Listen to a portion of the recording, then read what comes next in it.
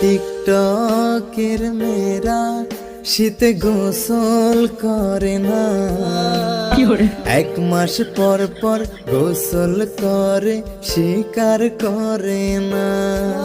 তারা গায়ে সেন্ট মেরে আর জামা চেঞ্জ করে, এমন ভাব ধরে যেন প্রতিদিন গোসল করে।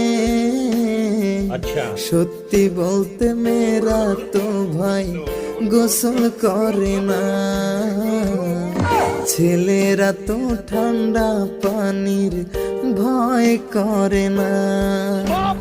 টিকটকের মেয়েরা শীতে গোসল করে না, 1 মাস পর পর গোসল করে লজ্জায় বলে না। সব ছেলেরা চিল্লায় এখন কথা